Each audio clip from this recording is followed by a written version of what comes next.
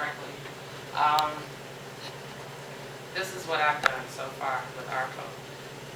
Mr. Holmes is exactly right. The contract that council put into place in 2013 didn't have any provisions as far as contingency plans, but he is mandated by the EPA. In fact, the type of CNDD that he has, he has to have that in the file, so he can't actually just leave. However, he can. I mean, if he decided that he wanted to, he could, illegally. However, per the EPA, I'm waiting back on a phone call from the EPA Special Counsel so we can see what our options are as far as abating the nuisance that ARCO, as far as the visual and the aesthetics of the grounds. Now, I talked with Mr. Riley. He stated that, which he is up to date. You said bringing up charges. There's no charges that we can actually bring up against him. The air quality control monitoring that he has, he's passed all of that. He's passed all his county, state, and federal. Any laws that are put in place, he's up to date. He has a third-party inspector coming in weekly. The county health department is out there. They actually have traps for rodents. So he's covered every single aspect. He's currently now operating a 12-man picker, which sorts the demolition, and he's employed up to 61, I believe he told me 61, which residents, not residents, 61 workers, which 57 of them are supposedly East Cleveland residents, which I have not been able to verify, only because I cannot request that information.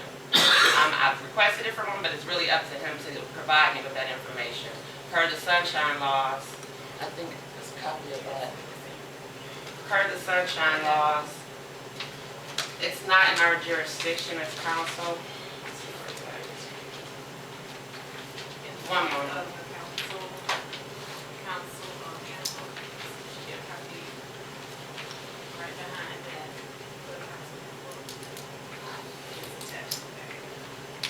Okay. So, per the sunshine laws,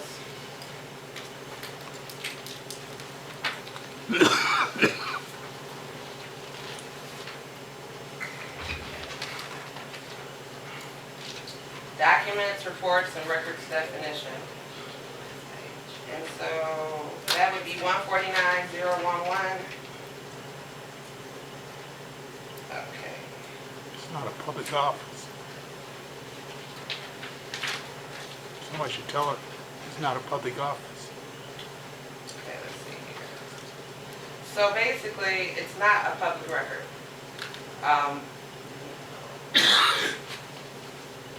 Isn't it kept here? We don't have jurisdiction because it's not in our council office. So as many requests that I can make for that information, it's up to, it's exactly my point. I recently wrote a letter to community development, actually some weeks ago, got a response back. There's 1313 of the charter allows us to perform a determination for a nuisance. The charter describes any type of of an area, any business that cause any blight or problems in an area as far as aesthetics, that there should be a test that determines the nuisance. The reply back from the administration was, and from community development, was that he's up to date, he's not, has any infractions. So as to date, they will not go forward in the process of trying to determine ARCO being a nuisance. So there are guidelines for that. Unfortunately, without the assistance of the administration, it's been stalled. That effort's been stalled. But I did talk with George Riley.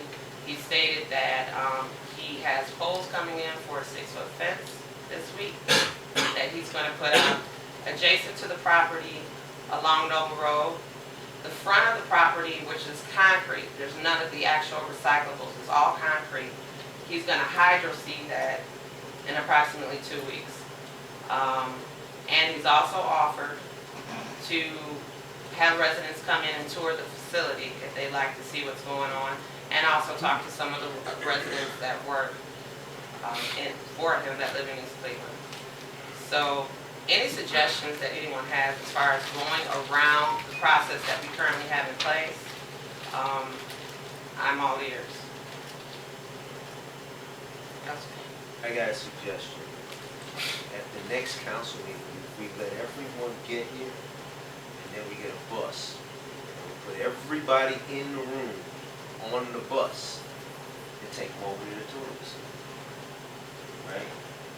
Let him have his paperwork ready, all of the information when he's passed the county, the state, and the federal emissions, rodent control, where he's passed all that. Take everyone that comes to the council meeting and just continues to complain and make it seem like there's something wrong or foul going on over there. Get them over there so that they can see the facility, see that there's no solid food, look at his paperwork, look at any of the citations that he has had or doesn't have, so that they can be more comfortable and won't every week come in front of us and say the place is this and that. They'll see it for themselves. I agree with that, but at the same time, realize that it's more to it than just those issues. It's the blight that it's created, the way it looks. Well, he said he got a 6-foot fence coming out. And it takes time. I don't think the 6 feet. I think he waited him 6 feet, but. And that might be the case too, but a lot of people said he wasn't going to do the on-site recycling either, and he's now finally was permitted a week ago. And he didn't have the equipment. Go ahead. Councilman King, I'm asking you personally, have you been to the residents themselves, and have you ever been in their backyard to see what it looks like? I've toured the facility Not the facility. 3 times. Not the facility. I've been in the resident's backyard. Councilman Wheeler was with me one time. I went over there. I went over to a car and went like this. Right? Regular dust. Came off of it. It wasn't no special kind of dust. The windows didn't look messed up. Looked at the back of the house and the windows. Didn't see no special kind of dust. Right? Like soot that you would expect to see if they were tearing apart some of the materials and weren't watering it down. You'd see that soot. I didn't see that. Right? So that's why I'm saying I didn't see it. Maybe I was over there on a good day. Maybe I was over there on a good day. But if I could get some of you guys to go over there and tour the facility, have you toured the facility? Yes, I have. Have you talked to the residents? Yes, I do. Where is the person that's got asbestos poison? Now, I do want to say this. I was in contact with a Noble Road resident, and they're stating that they can't barbecue in their backyards. That there is dust. And there's residual dust that's coming from that. I mean, it's not going to not have dust. But, so I've asked this individual to write a statement regarding his concerns and the problems that he's having. I had a community meeting regarding that. Not just residents from Noble, but from other streets that are affected. It's not just the Noble Road residents that are affected by it. I know firsthand things that are going on. Now, mind you, this has been going on for 3 years. It's been going on for 3 years. Everyone that was on council at the time, it was okay with it. I'm trying to understand now what's different from 3 years ago to now. That's what I'm trying to understand. Now that I'm involved with it, these things that we're bringing to the light, it's almost as if residents feel helpless, as if they can't. Imagine not being able to go out in your backyard and barbecue. Or you don't want, relatives to come over and play, or that's infringing upon their way of life, and that has to be addressed. And that's where we're at this point, because we can't attack him regarding, and I'm not trying to attack the man. I think that's been the problem in the first place. That's why he hasn't been so forthcoming. But I think that all of these issues, air quality control, asbestos, everything that's been brought up, he has addressed legally. What hasn't been addressed is the nuisance that it has created. And, whether you wipe a little dust off, maybe it was a good day, but if you go at night, there's a stench, there is an influx of rodents, whether they're just there or whatever. I mean, construction debris, you're going to have all kinds of critters. And some things you can't control. So my angle is to try and make him a good neighbor, so to speak, in a sense, to clean that up or to make it a little bit more presentable. I mean, you ride down Euclid Avenue, it doesn't look that attractive. It looks very bad. So he's making attempts. He's trying. It takes time. It takes money. It takes funding. And you talked to him, right? I talked to He him. tell you about all the extra good and bastard stuff that he's done on the Yeah, he's street. done a lot. He just cleaned all of Noble Road this past weekend. He has a sweeper. He does a pretty good job of upkeep. And he's willing to do that. Any But resident that comes to him and talks to him, he tries to accommodate. you're right. So when you, did the person who couldn't barbecue, did they write up this report? No, I've asked him. He's going to be bringing that to me. He was supposed to have it by today. I would want There's to multiple see it. residents that, That can't barbecue well, on a Monday. that feel as though Monday, that 1 o'clock in the afternoon. they feel as though it encroaches upon, it's affecting their way of life. And I can understand that I because it's, absolutely agree with you. I'd like to see this report, because I mean, if, well, it's not a report. It would be just a personal statement of what I can or cannot do or feel like I can't do because of the situation that this business is creating. And maybe these letters we can bring to him, and he's very, he's aware of it, but he feels as though he's trying to run a business. He's not trying to leave. That's what he said. But we can only go by what he does. Like I said, there was a lot of naysayers saying that he wasn't going to be doing this and he was going to pack up. So it's good to see that he's following through with a lot of the things initially he stated for you. Do you mind if I read an email to you? Sure, go ahead. Actually, there's two emails. I got contacted Kent Smith's office, and I got an email back on April the 4th, and then just recently on the 26th. This is regarding ARCO. First of all, I personally have spoken to mostly all of the residents on that road. I've been over to the facility multiple times. I've talked to a lot of people over there. Now, to sit here and say that it's not a big deal if somebody can't barbecue in their backyard, I would think it is a pretty big deal, especially if you've been over there. You made the assumption that it's, don't put words in my mouth. I didn't put I words in did your mouth. not I said say there was about an a big assumption. deal. Don't assume my words. Yeah, he's- I'm sitting right here. If you want to ask me something, please ask me. Right? Well, let It me is a ask big deal if somebody's uncomfortable and they cannot barbecue. Okay, well, Right? that's fine. Don't twist my words. I'm not please. twisting your words. I said, Continue. what you made it seem as if there was an Don't assumption. tell me what I may seem. That's not what I said. Calm I'm down. telling you, I am I said concerned. that there was an assumption made. Don't assume for me. You know what happens when you assume. Don't assume from my words. Well, I'm why sitting you right so here. You can ask aggressive? me. I'm Because standing right here Because too. you came up here and you just basically told me what I said. I didn't basically say it. If I'm a very blunt and direct person, if I said you said anything, I would say, Brandy King, this is what you said. You didn't just say that. I said basically. Okay, I don't assumption. think, let's not I argue want about to that. get to the email because that's Please what's do. a little bit more important at Please this do. moment in time. Like I stated, when I spoke with the residents, I reached out personally on their behalf to Kent Smith's office, okay? They said that they contacted Representative Smith's office back in July 2015. And at this point, their office reached out to the Ohio EPA and CDAQ, and they shared their concerns about, and also requested an update with the testing. They learned that due to the type of the permit issue, the construction and demolition debris, the Ohio EPA does not have direct authority over ARCO.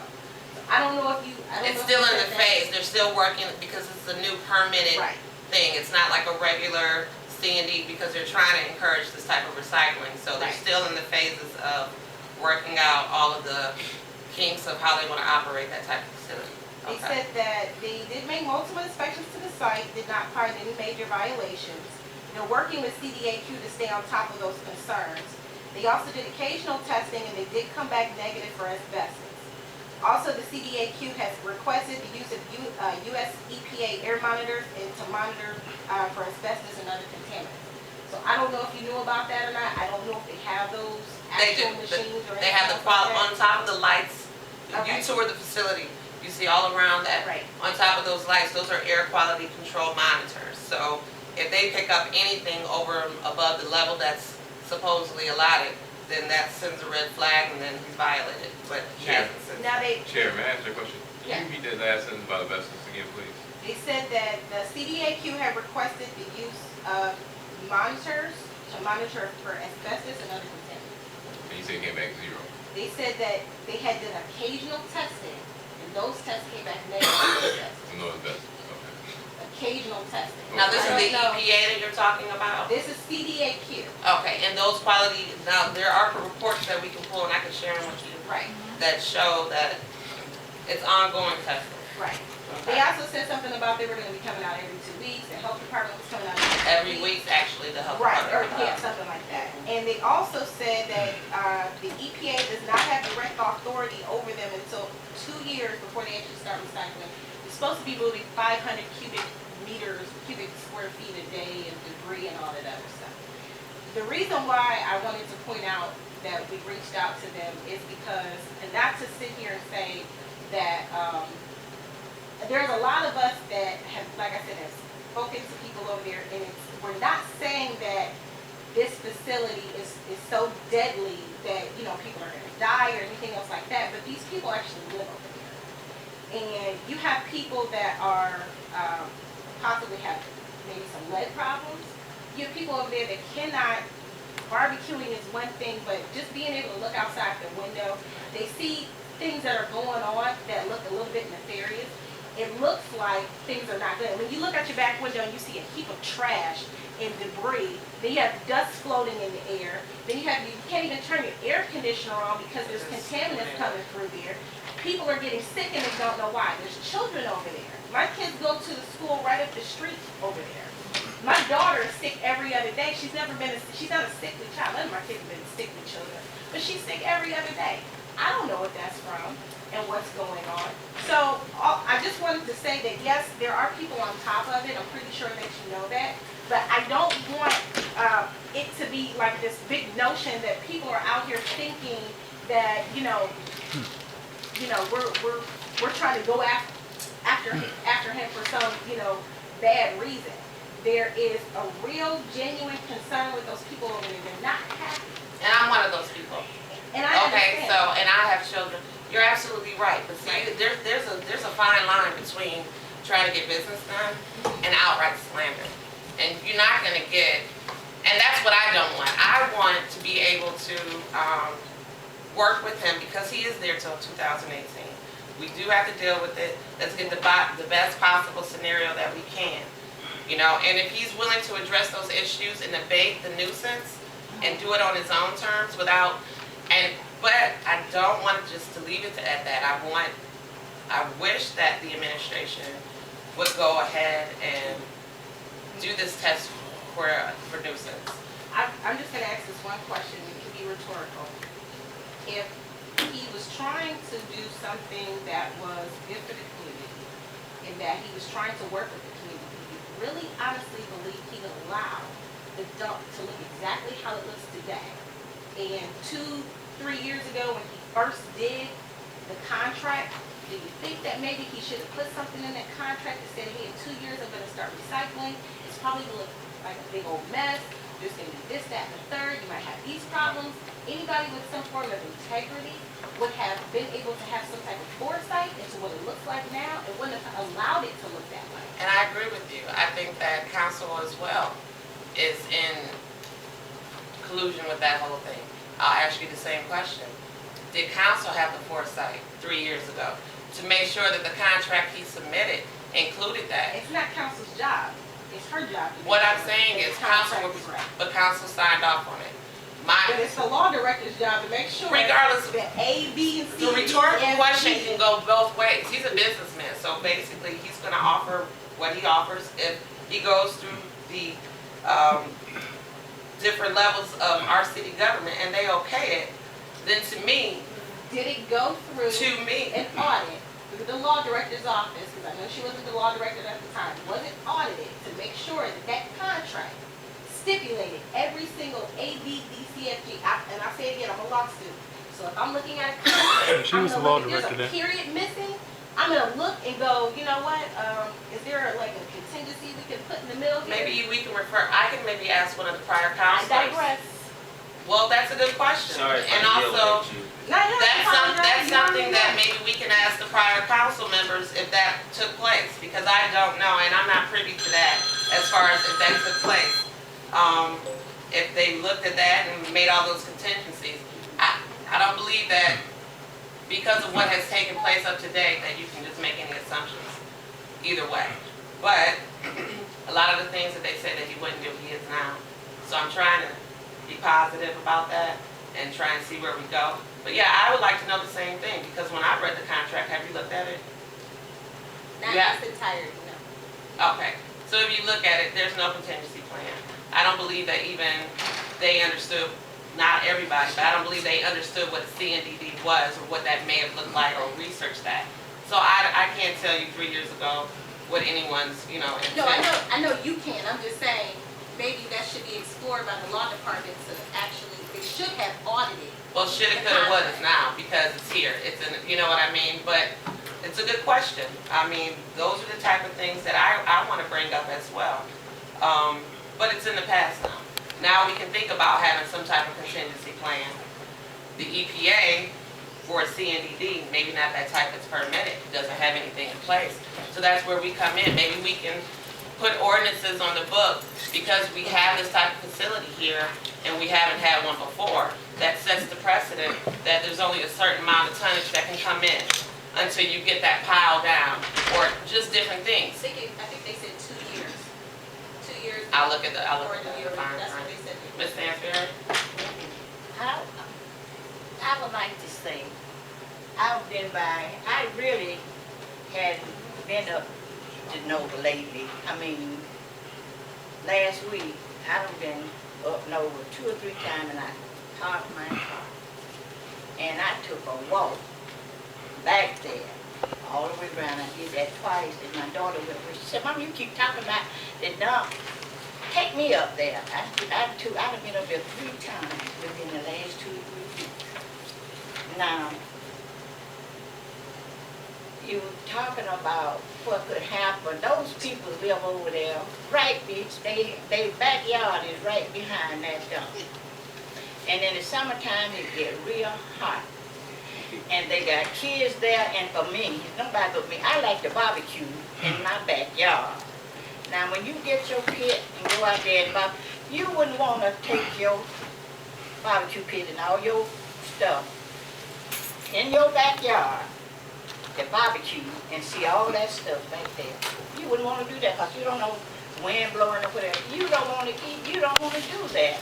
And what the council should be concentrating on, look, would you all want that behind your, right in your backyard? I'm talking about the five of you all. Would you all want that in your backyard? I wouldn't. Wouldn't nobody want that in their backyard? And so you all should be looking at the interest of the resident and try to get a solution to that problem. I don't care what they do over there. They can build a wall, put something around it. That whatever over there don't need to be there amongst those residents. And so I would like to request the council start talking about it and try to get a solution to that problem. Because Lord knows, there's some mess over there. And I would have to, if I were living over there behind that, I would have to leave that. I couldn't live there. And I'm pretty sure you all wouldn't want to live there either. I So appreciate you your should, have a solution. I'm to gonna- try to do something. I'm gonna reiterate, my solution to the issue, or trying to resolve the issue, if we cannot resolve it because of the contract and he is county, state, and federally in compliance, the only other option is to look at, that I can think of, is to look at the fact that the charter does specify that no business can create a nuisance. I will repeat this again. Because of that, I wrote through the community development, because it's either through the community development, community development, or what the mayor, the other job the mayor has, I'm sorry, it's health and safety director. Through the safety director, community development, what's supposed to happen is there's a complaint that's initiated, any business in the city, whenever there's a complaint that's initiated, what happens is you write a letter to the community development, you make them aware of it, then they go and they take pictures of this property, and then after they do that, then they make an assessment if it determines a nuisance or not, and then from there, they take steps and they create a summary of abatement. Now, since that facility has been in, I don't believe anyone on council since 2013 has done anything towards the administration to try and remedy any issue with ARCO. So that's the salute, that, to my knowledge, other than, I mean, I don't know of anyone else writing starting that process. So that's where I'm trying to go with it, because I can't see, we can't breach the contract that we put in place with ARCO and risk getting sued. The city doesn't have any money as it is to defend itself against such a lawsuit. So because he's compliant and there's nothing we can do on that aspect, what we have to do, just like you said, recognize the citizens and their problems that they're having and the nuisance it's creating, go to the administration that's outlined, there's a process, go to the administration and request that they look into an abatement of a nuisance. And I've been stonewalled. Can I just ask a question? Can I? Sure. Yeah, we've been dealing with this stuff, I guess, over about 2 years now, maybe close to 2 years.